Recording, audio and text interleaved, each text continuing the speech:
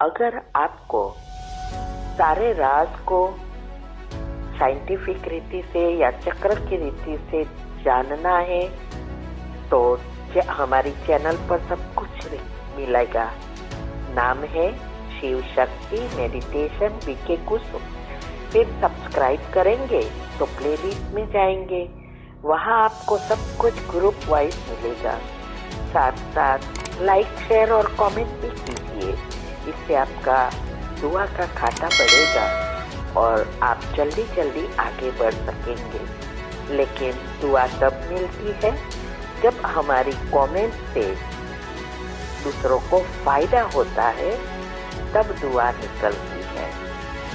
तो घर बैठे पुण्य कमाने का साधन है दुआ। ओम शांति। हमने जो लास्ट टाइम सुना था उसका थोड़ा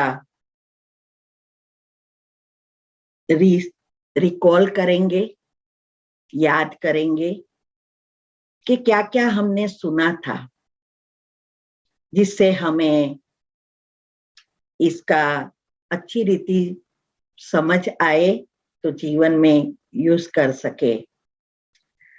पहले दिन हमने सुना था कि संकल्प एक स्विच है और संकल्प एक बीज भी है। हमें जीवन में जो चाहिए, चाहे कोई भी स्थूल चीज हो, चाहे सूक्ष्म हो, स्वस्थता हो, उसके लिए बीज बोना जरूरी है। और बीज बोने के लिए मन को शांत करना जरूरी है, और मन को शांत करने के लिए पॉजिटिव विचार और मेडिटेशन बहुत जरूरी है। इसके लिए मन को ट्रेनिंग देना पड़ता है। मन ऐसे ही शांत नहीं रह सकता, क्योंकि घोड़े जैसा चंचल है। और इसके लिए हमें ये मेडिटेशन को जीवन में अपनाना बहुत जरूरी है। साइंस ने भी बहुत सारी रिसर्च की है कि पॉजिटिव विचार से क्या होता है और मेडिटेशन से क्या होता है, लेकिन ये समझ में नहीं आ रहा है कि उसको कैसे मन को पॉजिटिव बनाकर रियल मेडिटेशन करें। सिर्फ परमात्मा ने ही आके ये बताया कि वास्तव में मेडिटेशन है क्या।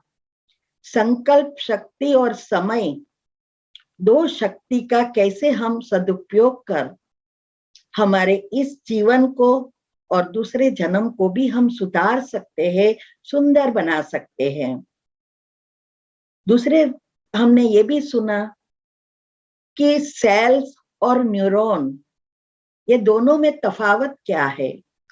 100 अरब सेल्स है और 1 मिलियन न्यूरॉन है। सेल्स हर सेकंड मरते हैं, 3000 मिलियन सेल्स मरते भी है और नए बनते भी है।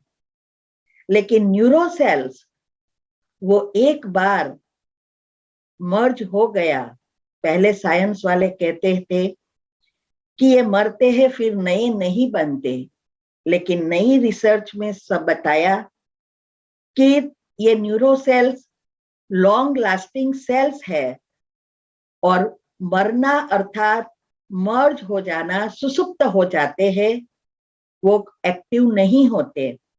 नेगेटिव व्यर्थ संकल्पों से वो सुसुप्त होते हैं और पॉजिटिव विचारों से फिर से एक्टिव होते हैं।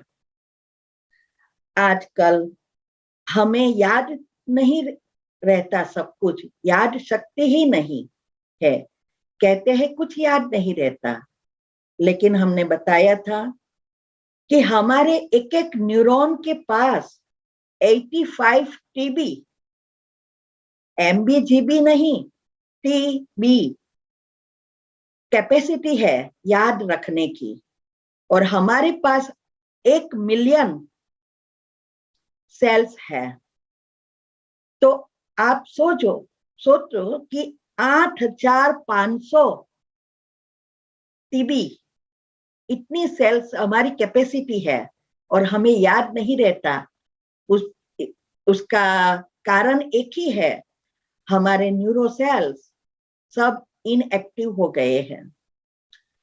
और इसको ही एक्टिव करने के लिए ये मेडिटेशन और पॉजिटिव विचार बहुत जरूरी है। फिर हमने ये भी सुना कि एटम से ही सारी दुनिया और सभी चीज चलती है, और एटम 3 एनर्जी से बना है, और 3 एनर्जी से ही वास्तव में विश्व चलता है।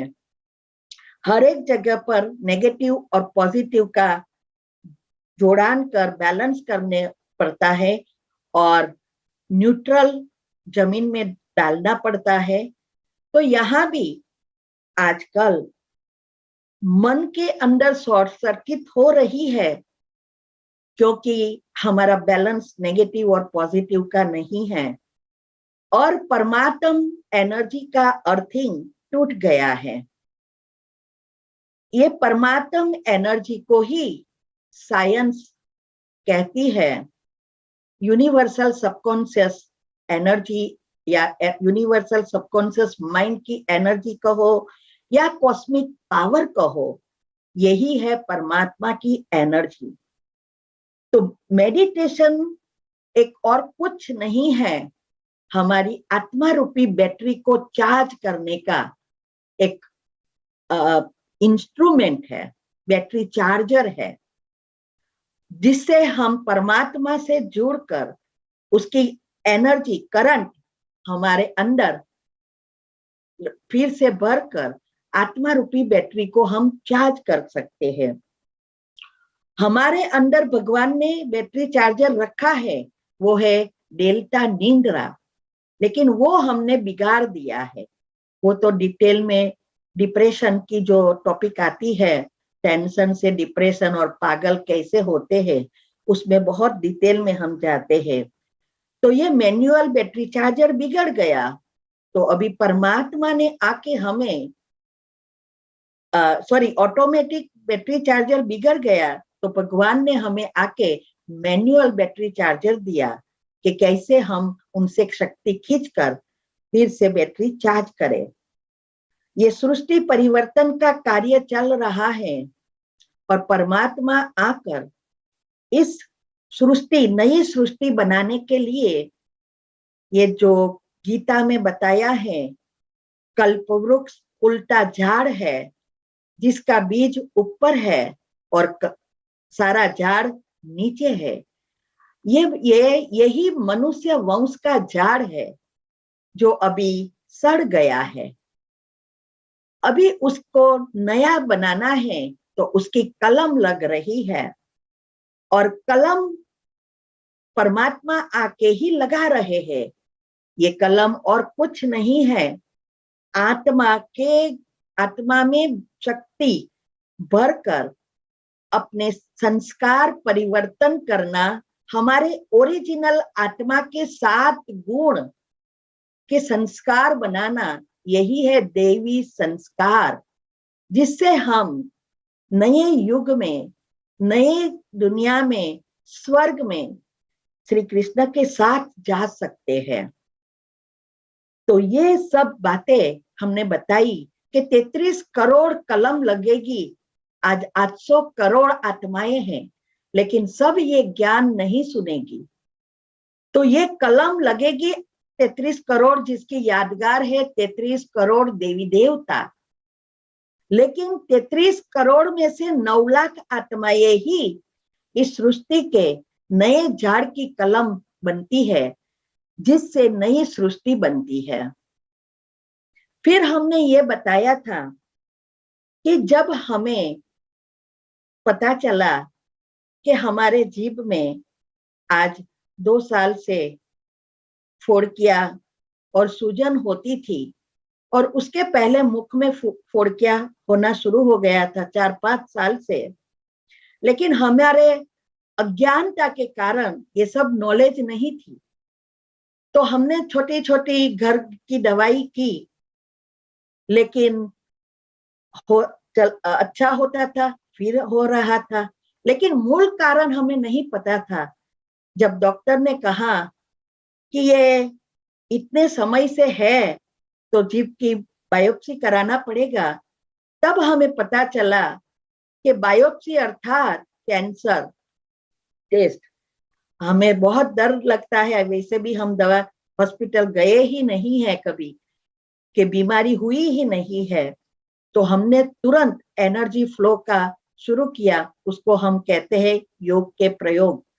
प्रैक्टिकल में हमारे इन चीजों से जुड़े हुए सूक्ष्म एनर्जी के ब्लॉकेजेस खोलना, और तब हमारी ये सब यूटीआई हुआ। और इससे हमें कैसे बेकिंग सोडा लिया, और बेकिंग सोडा लेने से कैसे हमें फर्क पड़ा, और उस समय जीभ में भी फर्क पड़ना शुरू हो गया, और हमने ये कंटिन्यू किया।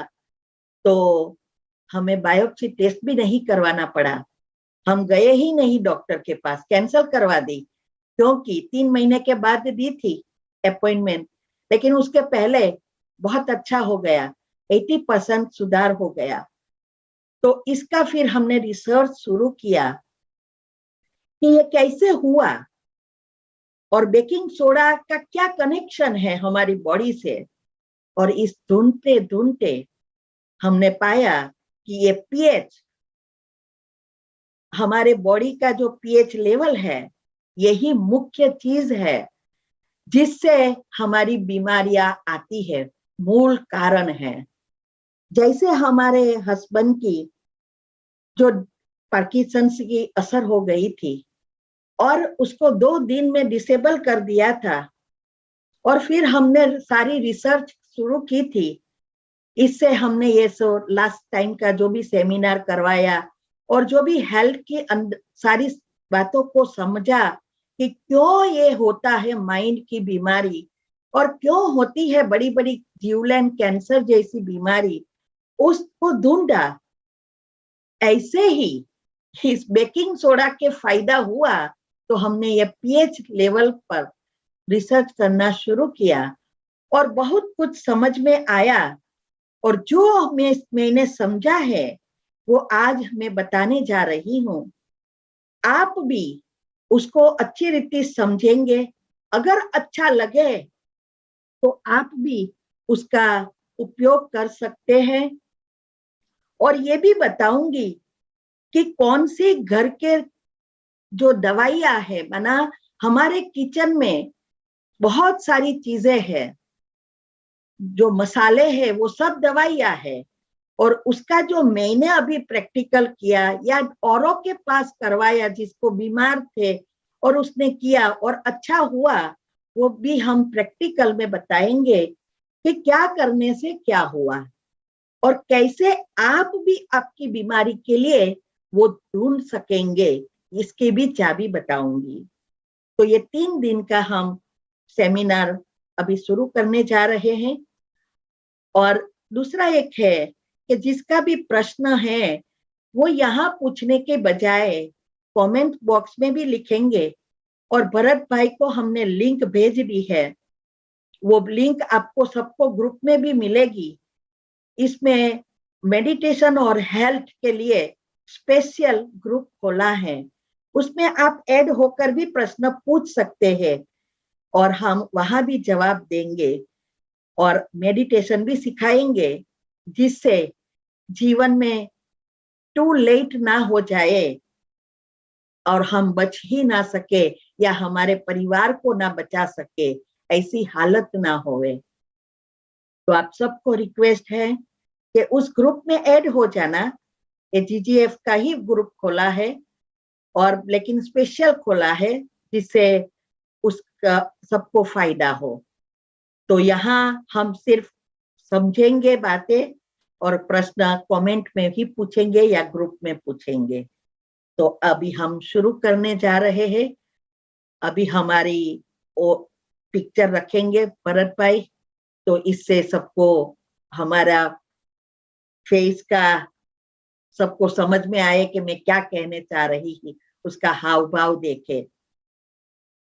तो अभी पहले हम ये समझेंगे पीएच क्या है?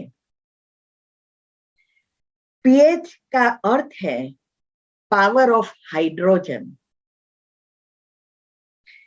हमारे अंदर दो प्रकार के पीएच हैं, एक है एसिडिक और दूसरा है अल्कलाइन। एसिडिक अर्थात एसिड और दूसरा है क्षार। दोनों एक के सेल्स होते हैं और वो ये सभी चीजें प्रोड्यूस करते हैं। और हमारे सारी बीमारियों का कारण ये पीएच लेवल है। बॉडी में हमारा अगर ये पीएच लेवल बैलेंस हो जाता है तो हम बिल्कुल हेल्दी बन जाते हैं। पहले हमारा पिक्चर रखो पे भरत भाई, हम बोल रहे हैं वो रखो, बाद में ये रखेंगे।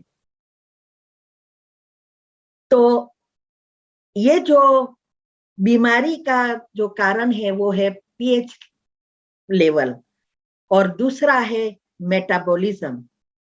ये दोनों इनबैलेंस होने से ही हमारी छोटी छोटी बीमारियों से लेकर जीवलेन बीमारी कैंसर तक पहुंचा देती है।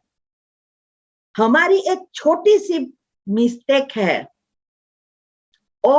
उसके कारण हम सब जीवन भर दवाइयों से जीते हैं और ही बीमार होते रहते हैं।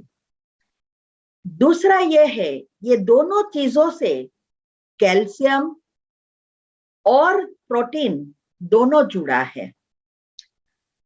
तो जो पीएच है, जो क्षार और एसिड है, वो हमारे स्थूल शरीर की चीजें हैं और उसको ठीक रखता है मेटाबॉलिज्म। लेकिन मेटाबॉलिज्म को ठीक रखने के लिए चाहिए हमारे ग्रोथ हार्मोन्स। भरत भाई, हमारा पिक्चर रखो तो हमारे फेस का हाव भाव से उसको पता चले कि क्या मैं कहना चाहती हूं। तो ये जो ग्रोथ हार्मोन्स है, वो ग्रोथ हार्मोन की जो प्रोडक्शन है वो होती है हमारी सूक्ष्म एनर्जी से। वो कोई स्पॉटलाइट पे हो, एनर्जी नहीं है। स्पॉटलाइट पे आप ही हो। होगी ना। हाँ जी,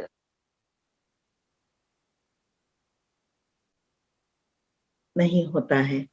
नहीं, आप ही स्पॉटलाइट पे हो, सबको आप दिखाई दे रहे हो। मेरे को लगता है नहीं दिखाई देता है। ભરતભાઈ નથી દેખાતું ના, કુસુમબેન નો ફેસ નથી દેખાતો. પેલું જે તમે સ્ક્રીન મૂકી છે ને, how to understand the test result, એ છે સ્ક્રીન ઉપર. તો મને સ્ક્રીન માંથી પાછું મેં બીજા ઓલાથી મેં સ્પોટલાઇટ કહી રહ્યા છે. જુઓ પ્રીતિબેન, તમે એમને સ્પોટલાઇટ કરો ને. तो ये जो ग्रोथ हार्मोन्स છે, वो ग्रोथ हार्मोन સ્ક્રીન શેરિંગ સાથે નહીં થાય સ્પોટલાઇટ. એટલે સ્પોટલાઇટ સ્ક્રીન શેરિંગ કાઢી નાખો. આવડે એ બંધ કરો અને મારો મૂકો. હા, તો સ્ક્રીન શેરિંગ કાઢી નાખો ભરતભાઈ. हाँ हाँ, હવે આવ્યા. हाँ हाँ हाँ दीदी। तो अभी ये जो पीएच माना एसिड और क्षार, ये स्थूल चीज है। उसको बैलेंस रखने के लिए चाहिए मेटाबॉलिज्म सिस्टम को बैलेंस करना, और मेटाबॉलिज्म को बैलेंस करने के लिए चाहिए ग्रोथ हार्मोन। और ग्रोथ हार्मोन कोई स्थूल चीजों से नहीं बनता, वो है सूक्ष्म एनर्जी से प्रोडक्शन होता है। और सूक्ष्म एनर्जी ये जो मिलती है कहां से?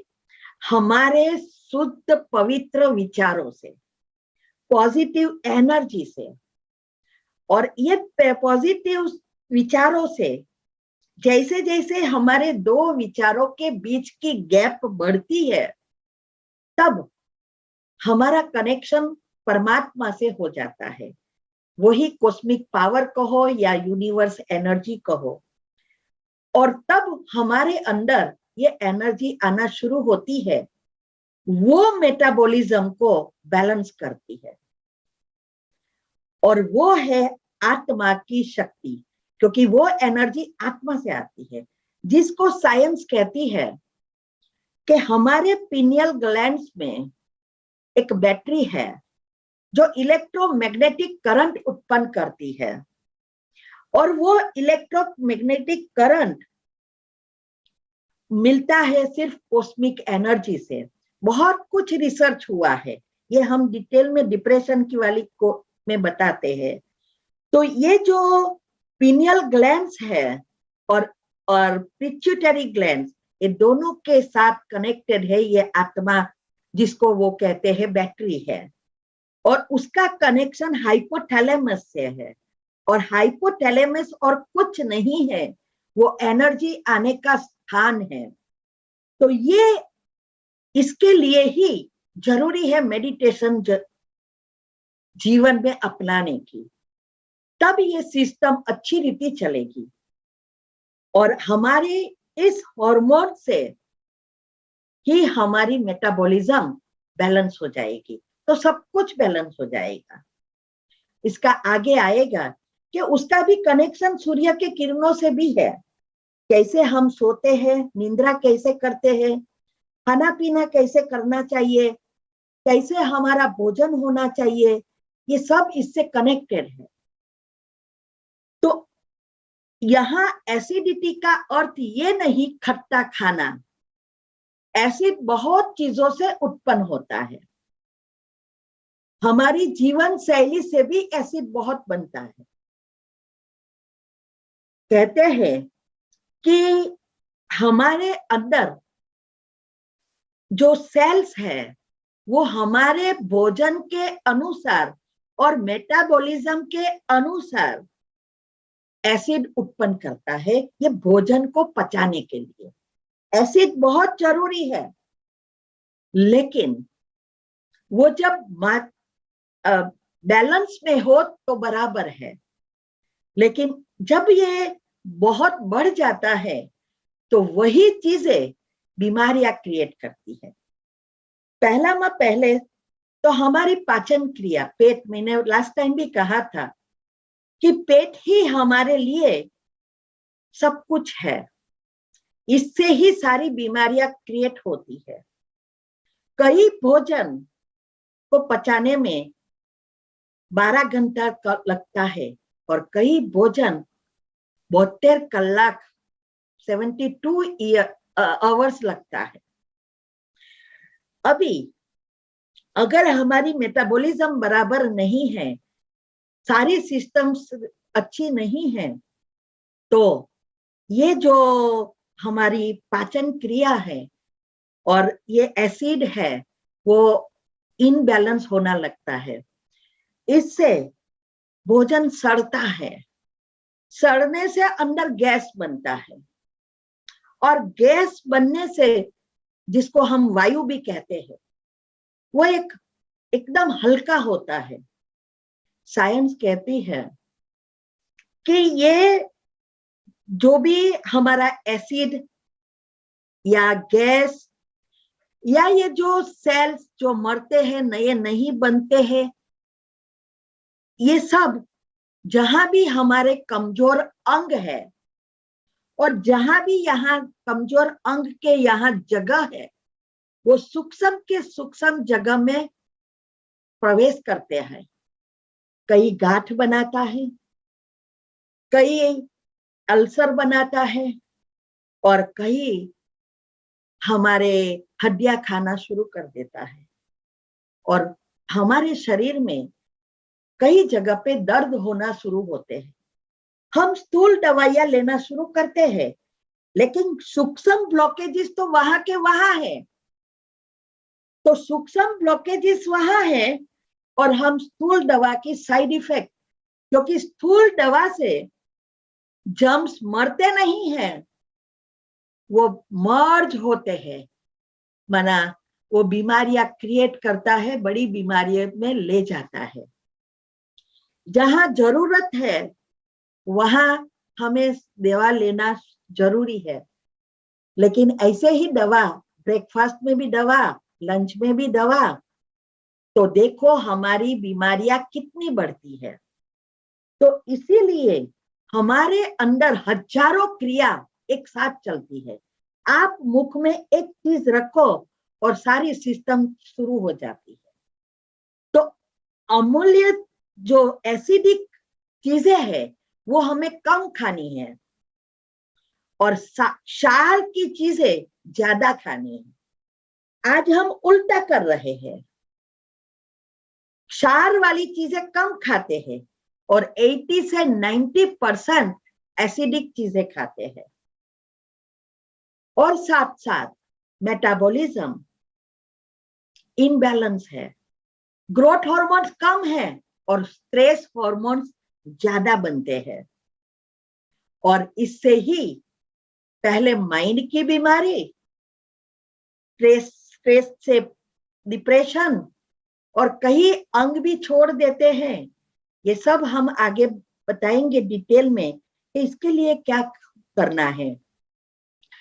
जब हमारे अंदर एसिड बढ़ता है तो सारे जर्म्स जो सेल्स है जो बीमारियां क्रिएट करते हैं उसको अच्छी तरह से पोषण मिलता है और वो अनलिमिटेड बढ़ते जाते हैं।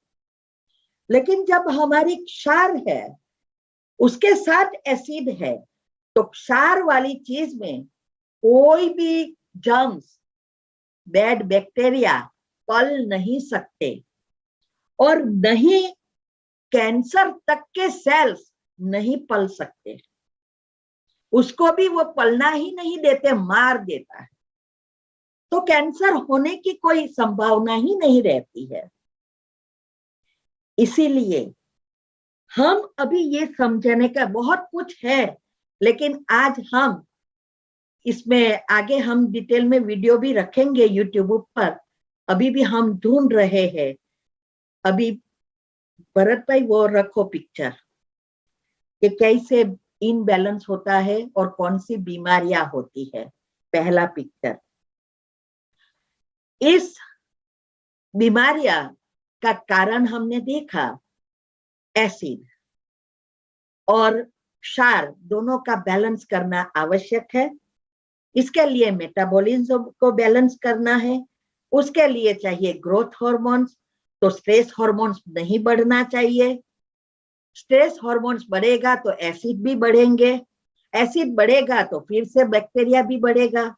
ये सब एक दूसरे से कनेक्टेड है। तो ये जो हमारे ग्रोथ हार्मोन्स है, उस ग्रोथ हार्मोन्स को बैलेंस, उसका प्रोडक्शन मोर करने के लिए, सिक्रेशन अच्छा हो, इसके लिए पॉजिटिव रहना है, पॉजिटिव बनना है और मेडिटेशन को जीवन में अपनाना है। अभी यहां इस पिक्चर में बताया है कि कैसे हमारी 1 से 14 हमारी ये पीएच होती है, उसका बैरोमीटर बताया है। इसमें 9 और 4.5 तक का ही है, क्योंकि आगे के पिक्चर में मैं बताऊंगी इससे आगे जाए तो मनुष्य की बॉडी एकदम एसिडिक हो जाती है और हमारी मृत्यु हो जाती है। ना तो क्षार बढ़ना चाहिए ना तो एसिड बढ़ना चाहिए। तो यहां बताया है कि जब हमें 7 हमारा बैलेंस है, लेवल बना, एसिड और क्षार दोनों बैलेंस हो गया तो हम बिल्कुल स्वस्थ है। एग्जैक्टली माप तो 7.35 टू 7.45 है। ये एकदम हेल्दी पर्सन की निशानी है। लेकिन 7 एक बैरोमीटर है, अच्छा है। इसमें बताया भी है कि जो ये 7.75 के बीच है, इट्स एकदम healthy and it's good work maintaining your alkaline lifestyle बताया है। ये सबसे हेल्दी है। अभी 8 से ऊपर जाती है तो क्षार बढ़ना शुरू हो जाता है। इसीलिए क्षार भी नहीं बढ़ना चाहिए, लेकिन हमारी जीवन शैली ऐसी है, क्षार अभी बढ़ता ही नहीं है। एक तो कैल्शियम कम हो जाता है, और हमारी मेटाबॉलिज्म और ग्रोथ हार्मोन के कारण हमारी ये जो प्रोटीन है वो भी नहीं बनते, क्योंकि प्रोटीन को बनाने का काम भी हमारे ग्रोथ हार्मोन्स करता है। सारी हमारी चाबी हमारी अनकॉन्शियस माइंड के हाथ में है, और अनकॉन्शियस माइंड ये ग्रोथ हार्मोन से चलता है। इसीलिए ये हमारी अभी लाइफस्टाइल से हमने कहा कि हमारा मेटाबॉलिज्म में, हमारे शरीर में एसिड ज्यादा है, तो हमारी लाइफस्टाइल कैसी बनानी है। अभी दूसरे चित्र में इसमें बताया है कि एक के एक अंग जब एसिड से इसमें एसिड चला जाता है तो क्या क्या बीमारियां होती है। मुख्य बीमारी बताई है, इससे जुड़ी हुई तो बहुत सारी बीमारी है। तो इसमें ब्रेन भी बताया है, लंग्स भी बताए हैं, बोन्स भी बताए हैं, हार्ट भी बताया है, लीवर भी बताया है। कोई चीज बाकी नहीं है जो एसिड से इफेक्ट नहीं होती है। इसका मतलब यह हुआ कि हमारी एक एक अंग में जब इनबैलेंस होना शुरू होता है और जो अंग कमजोर है वो अंग इफेक्ट होना शुरू होता है। इसीलिए सबकी बीमारी एक समान नहीं है। फूड तो एक ही जैसे लेते हैं, फिर भी क्योंकि ये जो कमजोर होना अर्थात नेगेटिव एनर्जी, और नेगेटिव एनर्जी अर्थात पाप कर्म, और पाप कर्म अर्थात संचित कर्म, जिसको हम कहते हैं कि हमारे संचित कर्म के कारण सुख और दुख मिलता है। तो ये नेगेटिव एनर्जी ही कमजोर अंग है। तो हरेक के कर्म हमारे अंदर जो भी सूक्ष्म शरीर में है, जो इस जन्म का हमारा भाग्य बनकर बैलेंस शीट बनकर आया है, वो भी अलग अलग है। जब हम रेगुलर मेडिटेशन भी करते हैं तब भी पहले तो सूक्ष्म शरीर के ये पहले जन्म का, इस जन्म का जो भी हमारा भाग्य बनकर आया है वो चक्र खुलते हैं। अभी दूसरा रखो, कोई प्रॉब्लम नहीं। तो वो चक्र जब खुलते हैं बाद में पीछे जाते हैं, क्योंकि हमने जितने भी जन्म आकर इस सृष्टि पर लिए हैं और जो कुछ किया है वो सब अंदर भरा है हमारे सूक्ष्म शरीर में। और वो सूक्ष्म शरीर में कई कर्म सूक्ष्म है, कई कर्म फल देने में तैयारी है, जो इस जन्म में नहीं तो दूसरे जन्म में देते हैं। वो भी मेडिटेशन से खुलना शुरू होते हैं। तभी तो हम संचित कर्म भस्म कर अच्छा भाग्य दूसरे जन्म का भी बना सकते हैं। और इसके लिए ही शिव पुराण में भी कहा है कि इस संचित कर्म को भस्म करने के लिए दो ही रास्ता है, एक है भोगना भोग कर और दूसरा है योग अग्नि से। तो अग्नि प्रकट करना है, तभी ये सूक्ष्म पाप करेंगे। परमात्मा की एनर्जी तो सारे विश्व में फैलती है जैसे सूर्य के किरणें हैं, लेकिन ये एनर्जी उसका कार्य कर रही है, उसको हमें हमारे अंदर आत्मा में भरना है, लेना है, और उसके लिए मन बुद्धि को एकाग्र करना पड़ता है, तब वो अग्नि बनेगी।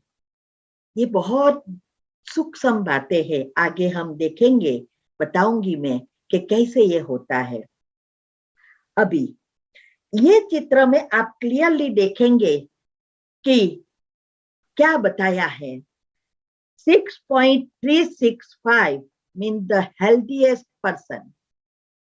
फिर जैसे जैसे बैरोमीटर नीचे जाता है वो हमारी छोटी छोटी बीमारियां शुरू होती है और हमारी रोग प्रतिकारक शक्ति कम होने से पूरा वायरस भी इन्फेक्ट होते हैं। जब हमारा 3.3 दूसरा ही रखो। जब हमारा ये 7.3 से नीचे जाना शुरू होती है, हमारी उसी तरह से हमारी इम्यून सिस्टम पर इफेक्ट होना शुरू होती है।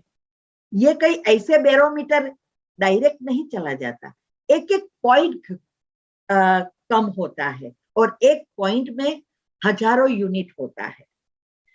तो ये धीरे धीरे होता है, छोटी छोटी बीमारियां होती है, इफेक्ट बाहर का वातावरण इफेक्ट करना शुरू होता है, फिर बीपी शुरू होता है, फिर हमारे कोलेस्ट्रॉल बढ़ता है, ये सब शुरू होना शुरू होता है। 6.8 से वो दिखना शुरू हो जाता है। पहले सूक्ष्म में होता है, जो कुछ होता है वो सूक्ष्म शरीर में हमारी एनर्जी नेगेटिव संकल्पों से उत्पन्न होती है और हमारे कर्म बाहर आना शुरू होता है। फिर वो स्थूल में दिखाई देती है। ब्लड चेकअप करेंगे तो आएगा ब्लड प्रेशर हाई है, कोलेस्ट्रॉल आएगा, डायबिटीज फिर आएगा, क्योंकि सब चीज एक दूसरे से जुड़ी है। एक के साथ दूसरी फ्री, फिर दो के साथ तीसरी फ्री। सुपरमार्केट में होता है ना, एक लो एक के साथ एक फ्री, दो लो दो के साथ एक फ्री, ऐसा ये होता जाता है। तो बीपी आया फिर डायबिटीज आएगा, कोलेस्ट्रॉल आया तो बीपी आया, ये सब होता है। हम क्या करते हैं, स्थूल दवाई लेते हैं और ये स्थूल दवाइयों के कारण ही वो एक दूसरे से बढ़ते बड़ी बीमारियां अंदर होती रहती है। सूक्ष्म हम नहीं बदलते हैं, इसके कारण ही ये बढ़ती ही जाती है, क्योंकि स्थूल सूक्ष्म एनर्जी वहां की वहां है। सूक्ष्म ब्लॉकेजेस मैंने लास्ट टाइम भी बताया था, एक है सूक्ष्म ब्लॉकेज और एक है स्थूल ब्लॉकेजेस। तो हम स्थूल ब्लॉकेजेस खोलने का प्रयत्न करते हैं, स्थूल सूक्ष्म वहां के वहां रहते हैं। इसीलिए ये बताया है कि 6.8 से हमारी बीमारियां बाहर आना शुरू हो जाती है बड़ी बीमारी के रूप में, जिससे हमें रेगुलर दवाइयां लेनी पड़ती है। फिर बढ़ता जाता है, ये 5 होता है तो बहुत सारी बीमारियां मैंने पढ़ा, एक के एक बीमारी, आर्थराइटिस जो देखो, कोई भी बीमारी आजकल हो रही है। मैंने आज से 6 साल पहले पढ़ा था 1,70,000 बीमारियां थी, अभी तो पता नहीं कितने नाम निकले हैं, और उसमें से सिर्फ दवाइयां है 10,000 की थी। कब? आज से मेरे हस्बैंड को जब ये प्रॉब्लम हुआ था तब, आज से 6-7 साल पहले की बात कर रही हूँ। अभी तो मुझे पता ही नहीं है, क्योंकि अभी मुझे ये जरूरत नहीं है ढूंढने की, तो मैं इसमें टाइम नहीं बिगाड़ती हूँ। लेकिन दवाइयां ही नहीं है, इसीलिए सिंड्रोम कह देते हैं, ये नए नए नाम देते रहते हैं, और सिस्टम को अच्छी करने की दवाइयां अभी तक नहीं। आज देखो कितनी सारी प्रॉब्लम हो रही है, बढ़ती जा रही है। तो ये जो भी है वो सूक्ष्म में बढ़ती जाती है, फिर स्थूल में आती है, और 5.8 जब पहुंचते हैं तो हमारे कहां ना कहां कैंसर के सेल्स बाहर आना शुरू हो गया होता है। कैंसर के सेल्स 2 तरह से प्रोड्यूस होता है, क्योंकि हमारे अंदर जब गांठ होती है या हमारे अंदर एसिड की वजह से अल्सर होना शुरू होता है, तो वहां हमारे खून नहीं पहुंचता, और धीरे धीरे खून नहीं पहुंचता तो हम खून के साथ ऑक्सीजन और पॉजिटिव एनर्जी, परमात्मा की एनर्जी दोनों साथ होती है, वो दोनों नहीं पहुंचती, और ऑक्सीजन नहीं पहुंचने के कारण कैंसर के सेल्स बाहर आना शुरू होती है। हर एक के अंदर कैंसर के सेल्स है, लेकिन मर्ज है, वो हम आगे बताएंगे कि एग्जैक्ट कैंसर कैसे होता है। पहले हमने यूट्यूब पर भी ये चैनल रखी है, वीडियो रखी है, उसमें यही बताया है कि कैंसर के सेल्स ऑक्सीजन ना मिलने के कारण कैसे ये बनते हैं। लेकिन इस रिसर्च से मुझे ये भी पता चला कि एसिड की वजह से भी ये होता है, वो हम आगे देखेंगे। तो ये कहां ना कहां सूक्ष्म में पलते हैं। हर साल बॉडी चेकअप लोग कराते हैं, फिर भी बीमारियां दिखाई नहीं देती है। आप सुनेंगे कि अभी बॉडी चेकअप कराया और ये बड़ी बीमारी दूसरे समय आई, चेकअप कराने गए तो निकली। तो क्यों बॉडी चेकअप में नहीं निकली थी? क्योंकि वो वही दिखाई दी क्योंकि सूक्ष्म में थी, और स्थूल में जब तक नहीं आती तब तक नहीं दिखाई देती।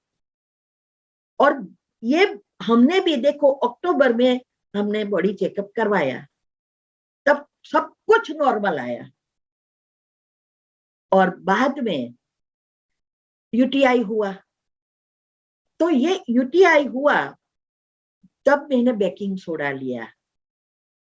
अभी हमें नहीं पता था, इसीलिए ये इस हद तक पहुंच गया, क्योंकि हमने इतनी सारी बातें, तो हम थोड़ा एमबीबीएस तो है नहीं, जितनी जरूरत है इतनी हम ढूंढते थे। जब हमारे मुख में प्रॉब्लम हुआ तब हमें नहीं पता था कि उसका कारण पेट है। हमारे दांत का टूटना, मुख में स्मेल आना, हमारे कोई भी प्रॉब्लम होना, ये सब पेट का कारण है। और हमने दवाई की सिर्फ मुख की, पता ही नहीं था कि पेट में ये सब हो रहा है। तो ये सब बातें न कारण समझने के कारण यहां तक पहुंचा। अगर अभी भी हमें ये नहीं पता होता तो शायद मुझे जीभ में कैंसर हो जाता।